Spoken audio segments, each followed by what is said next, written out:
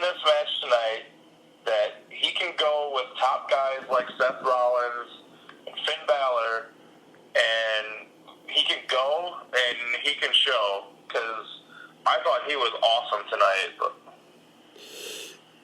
Yeah, definitely The Miz has improved immensely, and I can tell you guys from firsthand experience that he has told me many times that Miz is going to be a main event player.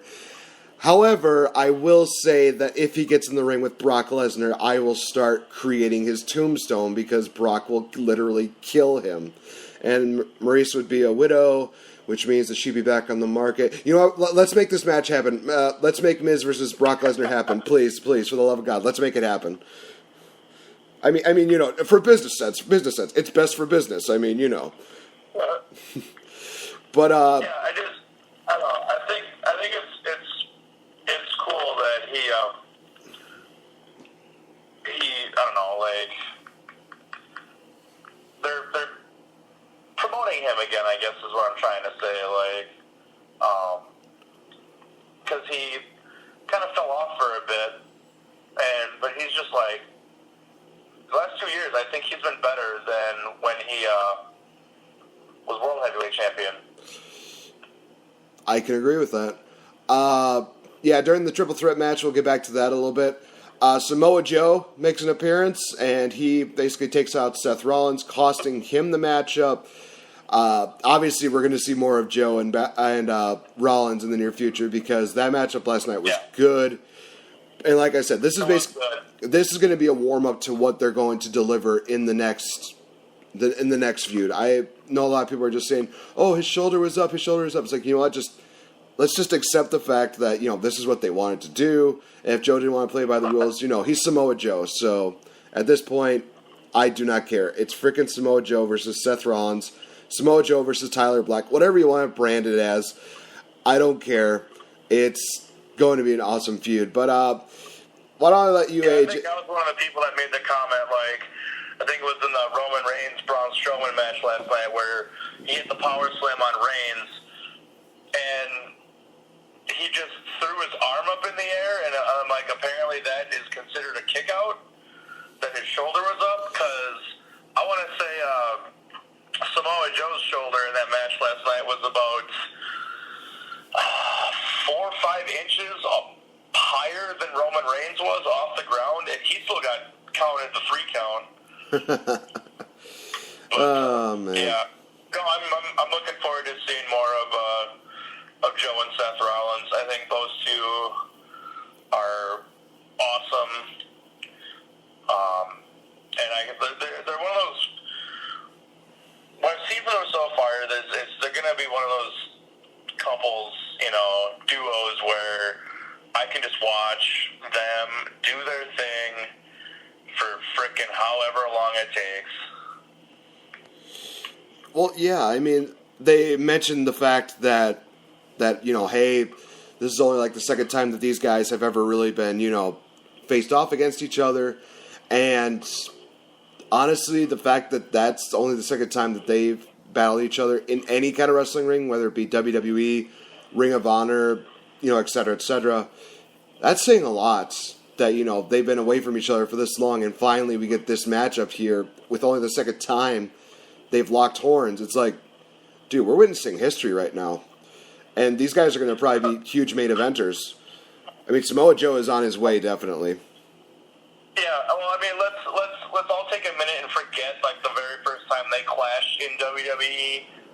Samoa Joe almost ended Seth Rollins' career. But we won't talk about that, because everything that did after that was so much better, and I want to remember that part. But yeah, I thought the match was good, and you know, like I've said it like 7 times now, but I'm looking forward to more of what they do in the future.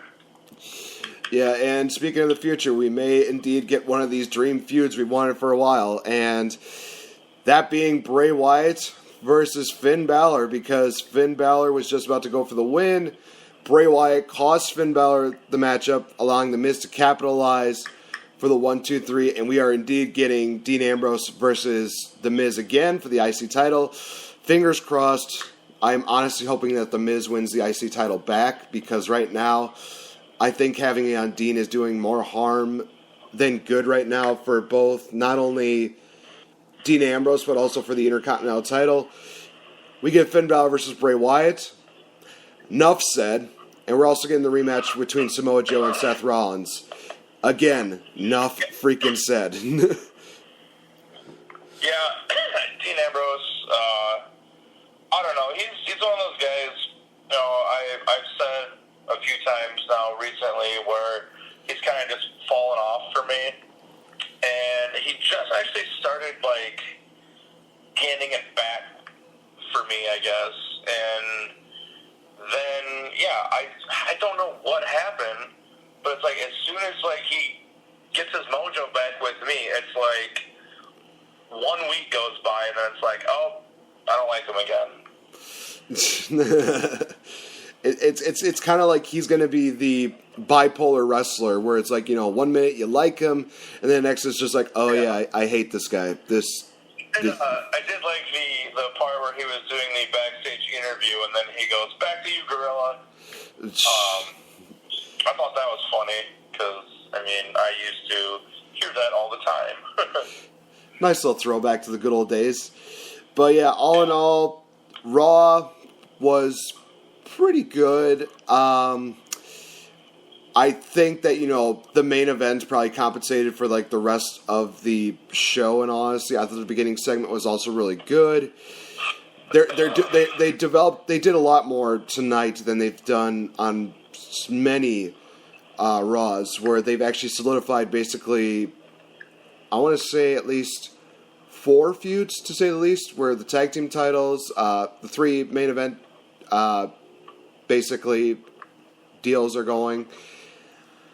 I think, you know, for the most part, it was, again, one of those, like, meh kind of Raws, but at the same time, I think that they finally established something where it's like, okay, this is what you're going to get a chance to tune into next week, and building up to Extreme Rules, and it's like, okay, they're actually going in a good direction.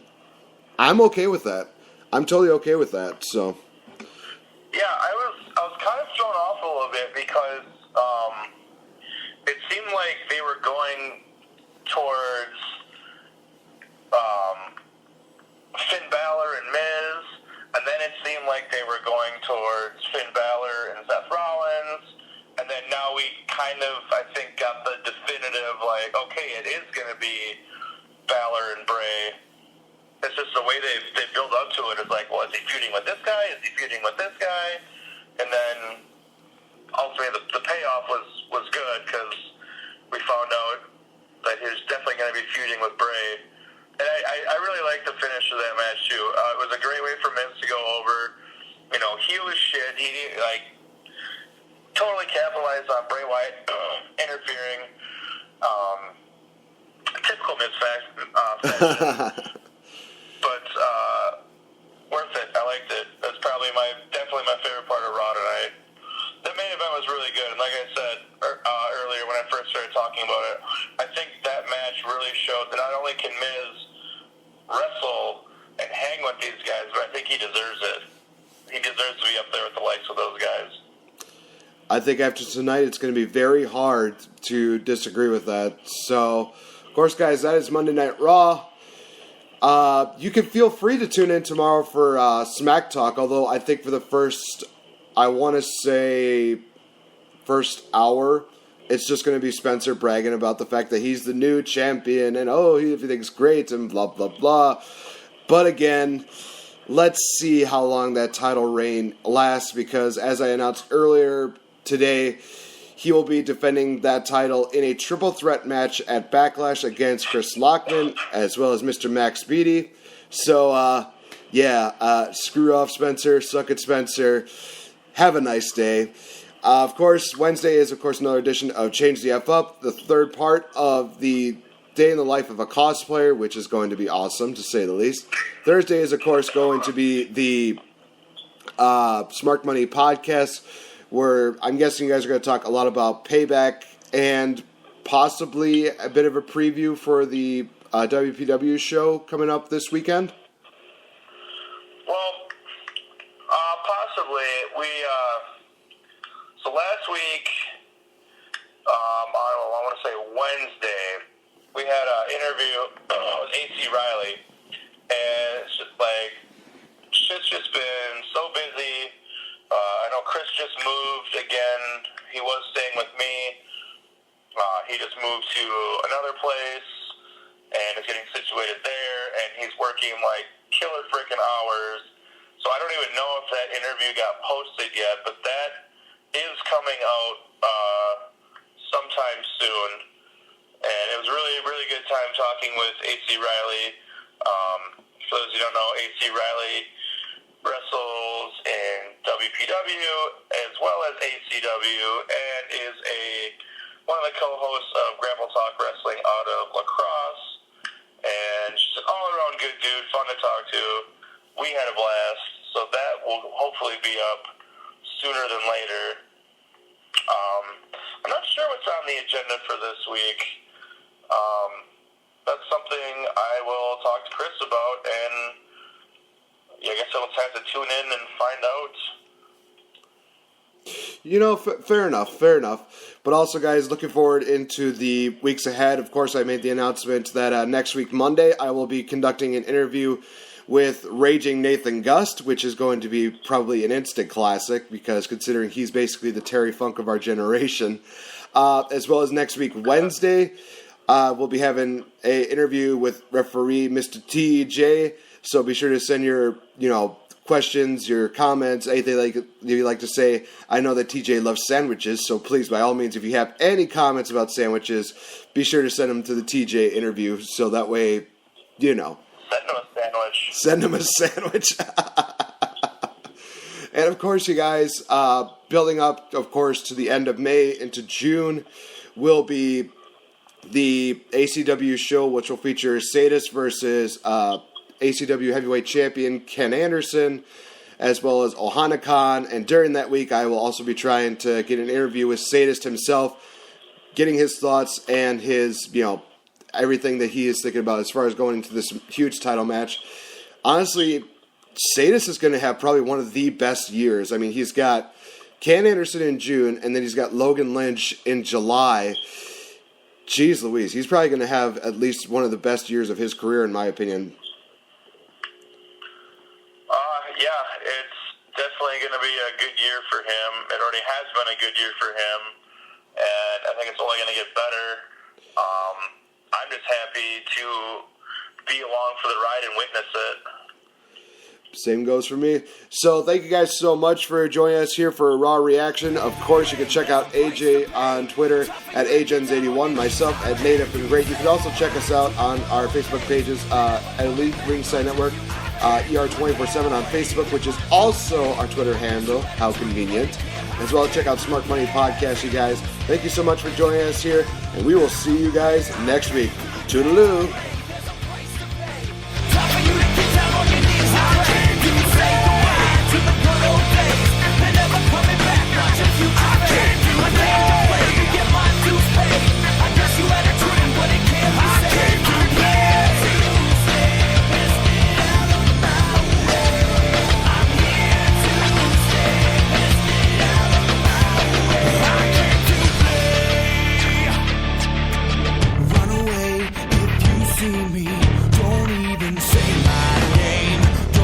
That you can know me. Don't try and play that game. Every day that I get better, I watch as you get worse. My script is to the letter, and I'll write your final verse. I am here to stay, and I have come to play. I came to play. There's a price to pay. Time for you to get down on your knees.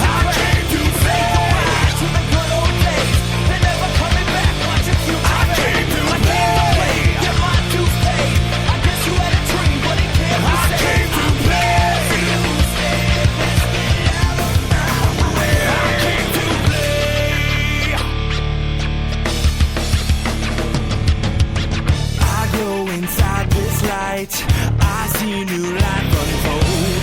Each second I burn brighter. Your fire is going cold. You could try to beg for mercy,